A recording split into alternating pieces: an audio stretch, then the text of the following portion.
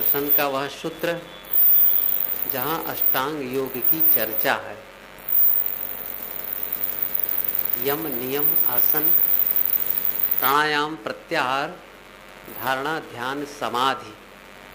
जैसे कि मैंने कहा कि हम सब शांति के इच्छुक हैं और समाधि लाभ के बिना शांति की उपलब्धि नहीं हो सकती है। कांटा क्या है?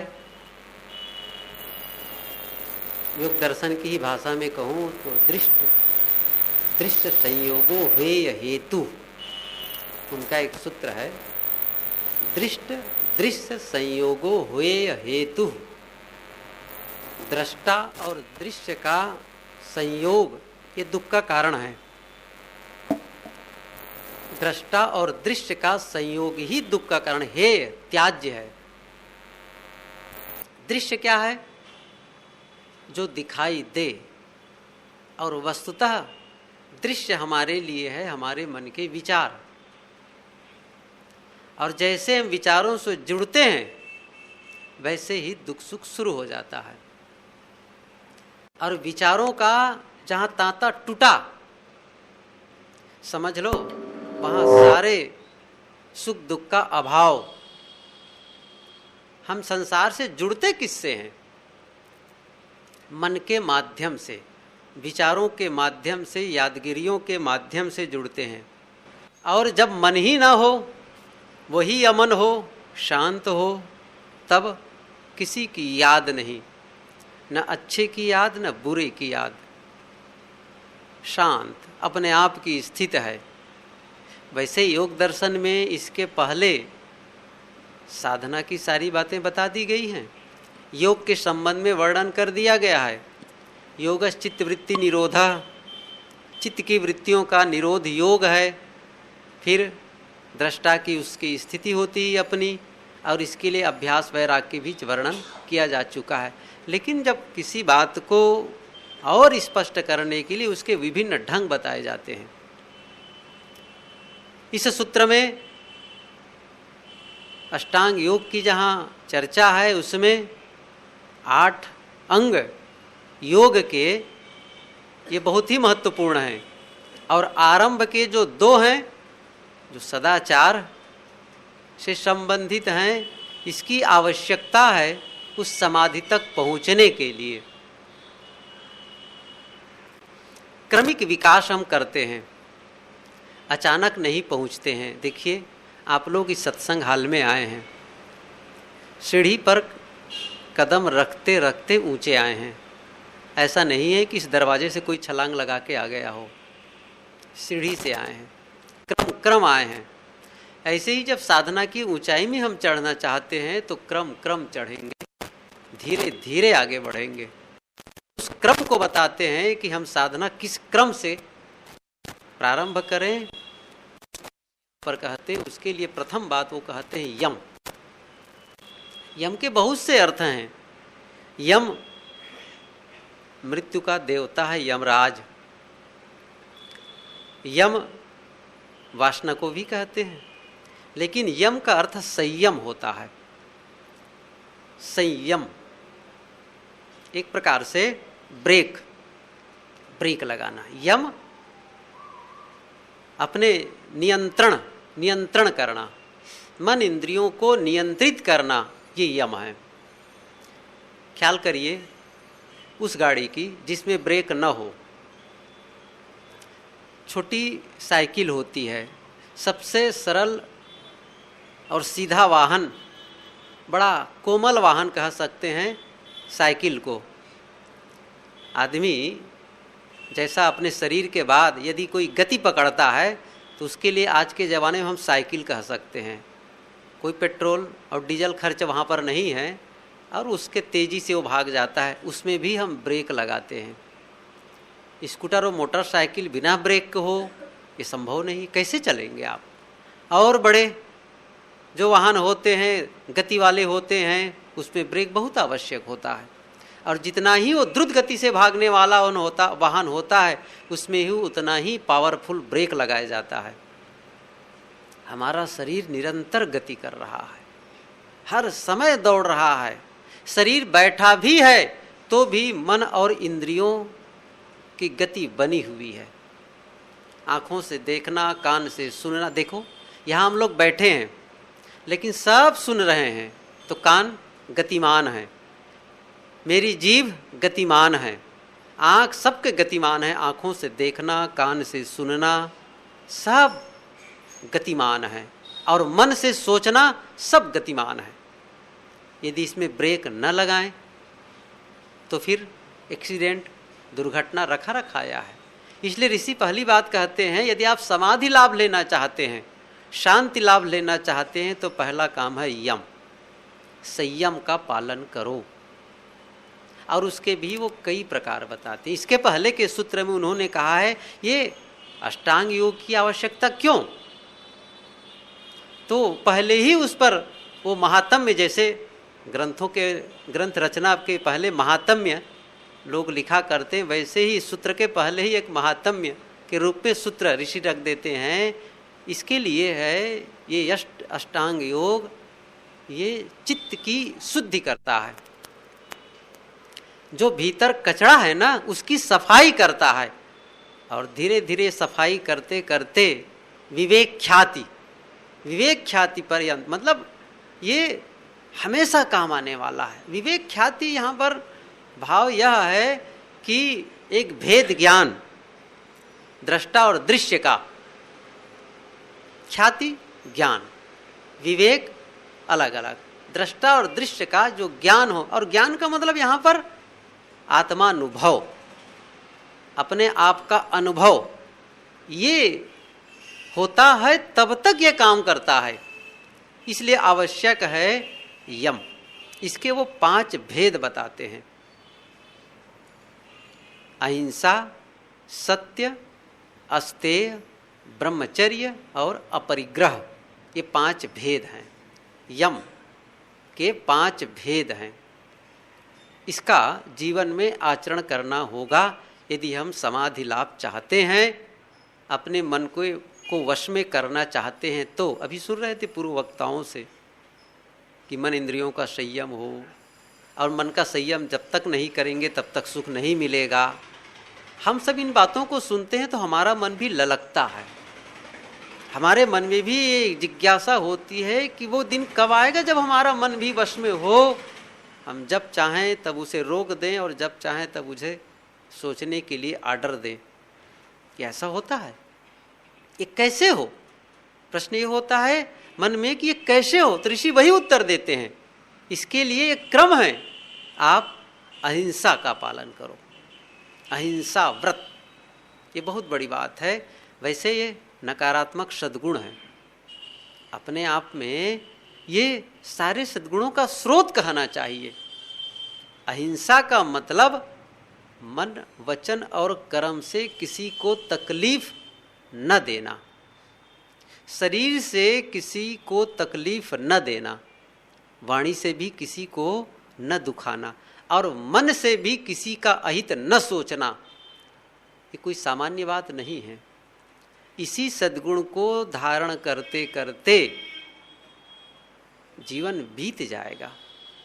एक ऐसा सद्गुण अहिंसा जिसमें सब कुछ समा जाता है। यदि हम कबीर के विचारों को हम थोड़े में जानना चाहें, कि उसको हम सूत्र रूप में जानना चाहते हैं और थोड़े शब्दों में व्यक्त करना चाहते हो, तो क्या कहें? सदरुख कबीर के पूरे ज्ञान को, संपूर्ण विचारों को हम बहुत अधिक उसको रिड्यूस करते करते आए, सिकोड़ते आए, तो वो 2 में समाहित हो जाते हैं, अहिंसा और आत्मज्ञान। अहिंसा उनका आचार पक्ष है और आत्मज्ञान उनका दर्शन पक्ष है। ये दोनों बहुत महत्वपूर्ण है। अहिंसा जिसमें सारे सद्गुण समाहित हो जाते हैं, साधुता के सारे वो नियम उसमें समाहित हो जाते हैं। अहिंसा अर्थात किसी का अहित न सोचना। हम तो इतना ही समझते हैं, मच्छर को मत मारो, मक्खी को मत मारो, और भी प्राणियों को मत मारो, ये सब हिंसा है। ये ठीक है, बड़ा ये स्थूल रूप है, ये आवश्यक है। लेकिन ऋषि ये भी कहते हैं कि यदि आप किसी का अहित सोच रहे हैं, या कहना चाहिए किसी को तकलीफ में देख करके आप प्रसन्न हो रहे हैं, इसका मतलब आपके अंदर क्रूरता है, हिंसा का भाव है। यह हिंसा का भाव हटाना पड़ेगा। बहुत व्यापक रूप है अहिंसा का। मैं आप लोगों को क्या बताऊं, एक विद्वान ने लिखा है और विचारक संत ने लिखा है, वो इतना लिखा है, उनके विचारों को कहूं, यदि किसी के अपान वायु में दुर्गंधी है तो वो हिंसा कर रहा है। ये अद्भुत बात पढ़ा तो मुझे बड़ा विनोदी लगा, कैसे लिख गए इस बात को। इसका मतलब वो दूसरे की हिस्सा खा रहा है। शारीरिक गड़बड़ी हो सकती है, लेकिन जैसा उन्होंने लिखा उसको मैंने आप लोग बात रखा कि यदि ये करता है तो वो हिंसा करता है। अहिंसा का बड़ा सूक्ष्म रूप है अहिंसा। इन सब के बारे में विस्तार से कहने की आवश्यकता नहीं है। दूसरा है सत्य। ये भी तन मन और वचन, तन से जो हम निर्णय युक्त है, नीति युक्त है, उसका व्यवहार करते हैं तो वो सत्य आचरण है। और जो हम सुनते हैं, जैसा देखते हैं, उसको सरल शब्दों में व्यक्त करते हैं सहज ढंग से, बिना मिलावटबाजी के, ये सत्य वाणी है, सत्य उच्चारण है। और जैसा हमें नीति के अनुसार जो सत्य बोध है, प्राकृतिक ढंग से प्राकृतिक नियमों के अनुकूल जो हमें बोध है, उसी को श्रेय देना, ये सत्य भाव है। और अपने आप के विषय में जानकारी रखना और अपने से पर के विषय में जानकारी रखना, ये सत्य ज्ञान है। तो सत्य आचरण, सत्य वाणी और सत्य भाव और सत्य ज्ञान, ये चतुर्व्यूह है। आप सत्य के केवल इतना ही न समझ ले कि हम झूठ नहीं बोलते, उतना ही नहीं है, बड़ा व्यापक रूप है। हर सद्गुण के और भी बहुत सूक्ष्म रूप होते हैं। उनके भेद प्रभेद को समझकर अपने जीवन में इन सब का आचरण करना चाहिए। आप लोगों को थोड़ा कष्ट दूं, आगे बढ़ जाएं, पीछे जगह कम हो गई है। यह सत्य है। अस्ते, स्ते कहते हैं चोरी करना, और अस्ते कहते हैं चोरी न करना। अस्ते, चोरी न करना। किसी की वस्तु को बिना बताए यदि हम उठा लेते हैं, उपयोग करते हैं, ये चोरी करना है। और इसके बहुत रूप हैं, आप सब जानते हैं, चोरी के बहुत रूप है। चोरी न करना, चोरी करने से इसको क्यों ऋषि रोकते हैं, इस बात को ध्यान दीजिए। इसलिए इसको रोकते हैं, इन बातों को वो जोर देते हैं कि हम यदि चोरी करते हैं, बिना बताए किसी के सामान को उठा लेते हैं, अब उसके बारे में मन दौड़ता रहेगा, उसी के इर्द गिर्द नाचता रहेगा, मैंने चोरी की, भले कोई न जाने। ये सूत्र आप लोग पढ़े होंगे अनेकों बार। आप पुलिस और अदालत से बच सकते हैं, परमेश्वर से नहीं बच सकते। ये परमेश्वर कौन है? आपके भीतर बैठा है। आप सबसे बचा सकते हैं, सबसे छिपा सकते हैं। क्या आप अपने आप से छिपा सकते हैं? किसी काम को करते समय नहीं छिपा सकते। आप कहिए कि मैं छिपा लेता हूं, आंख बंद करके मैं काम कर रहा हूं। आंख बंद करके कैसे करेंगे आप? इसका मतलब आप देख रहे हैं, भीतर से देख रहे हैं, और आपका देखना ही आपको दंड देने के लिए पर्याप्त है। ध्यान दीजिए, हमारा जानना ही दंड पाने के लिए पर्याप्त है, कोई भले न जाने।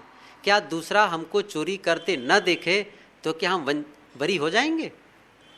भले हम बाहर से प्रताड़ित न किए जाएं, दंडित न किए जाएं, लेकिन हम भीतर भीतर अपने आप को दंडित करते रहेंगे कि मैंने चोरी की है, गलत किया है, अच्छा नहीं है।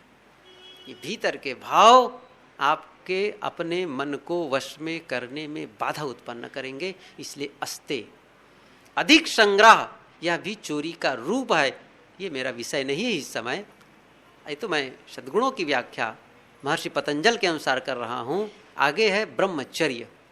ब्रह्म कहते हैं बड़ा, और चर्य कहते हैं आचरण को। बड़ा आचरण, मन इंद्रियों का संयम ही सबसे बड़ा आचरण है। और ब्रह्मचर्य का एक जो रूप है जिसके बारे में हम लोग जानते हैं वह है कि मन वाणी कर्मों से मैथुन का त्याग, अष्टमैथुन। इसमें प्रथम आता है स्मरण, ख्याल करना। आप स्थूल रूप से भोगों में नहीं लगे हैं लेकिन मन से भी लगे हैं तो उसका आप खामियाजा भोगेंगे, उसका आपको फल मिलेगा। ये गलत है, इसका त्याग करना चाहिए। ये सच है कि इसका त्याग सरल है। कबीर साहब जी ने जो कहा है कि फुल भल फुलल मलिन भल गाथल, इस प्रसंग को कहते ही उन्होंने कहा है कि गगन मंडल बीच फूल एक फूला, तरभव डार ऊपर भव मूला। ऊपर जो उसके मूल है, ऊपर में मस्तिष्क प्रदेश में पहले उत्पन्न होता है काम, स्मरण होता है, फिर उसके पश्चात उसमें प्रीता होती है, फिर उसमें जब भाव होता है फिर उसमें क्रिया होती है। एक क्रम है, पहले स्मरण होता है, स्मरण को ही हम खत्म कर देते हैं तो मानो बहुत कुशल है। वो उसी प्रकार है जैसे फूल आने के पहले कली, और कली को तोड़ देते हैं तो फूल नहीं आएगा, फूल नहीं आएगा, फल नहीं आएगा, फल नहीं आएगा, बीज नहीं होगा, और बीज नहीं आएगा तो फिर से जन्म का, फिर से पैदा होने का वो कारण खत्म हो जाएगा। इसलिए कली को ही तोड़ दें, वो है स्मरण। मैथुन के बड़े, ब्रह्मचर्य के बड़े विस्तार है। इसलिए ब्रह्मचर्य अपने मन से भी गलत चिंतन मत करना, कुचिंतन का त्याग। गुरुदेव जी बारंबार हम लोगों को समझाते, कुचिंतन का त्याग करें।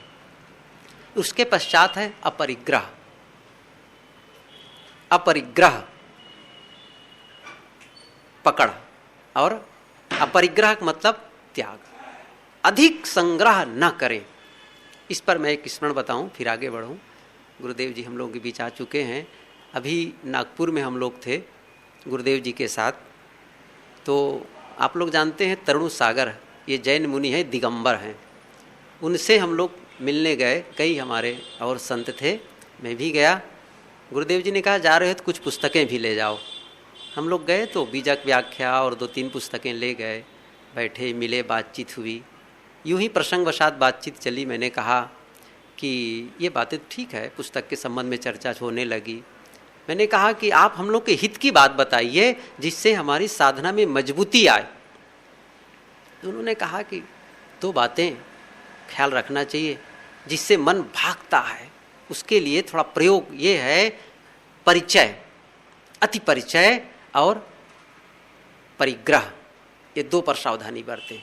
जितना अधिक परिचय होगा उतना ही मन दौड़ेगा, और जितना अधिक आप परिग्रह वाला होंगे, जितना आप संग्रह करेंगे, उतना ही आपका मन वश में नहीं होगा। इसके लिए होना चाहिए अपरिग्रही, परिचय और अपरिग्रह।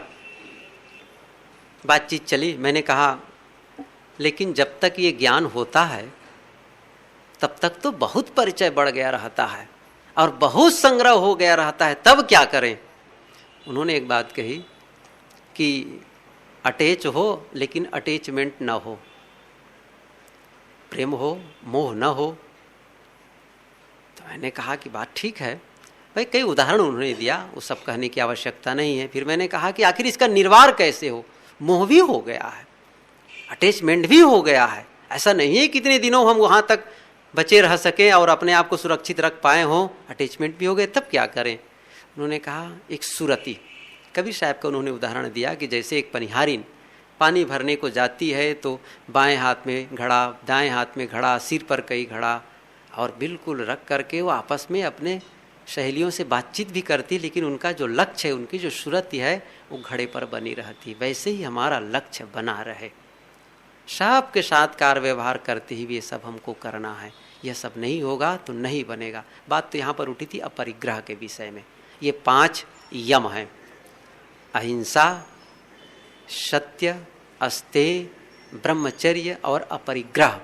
ये 5 यम हैं। और ये महाव्रत कब बनते हैं, इसमें भी आगे ऋषि ने भेद बताया है। जाति, देश, काल, समयानुविच्छिन्ना सार्वभौम महाव्रत, ये हमारे जीवन में लगातार लागू कब हो सकते हैं, इस विषय को भी आगे बताते हैं।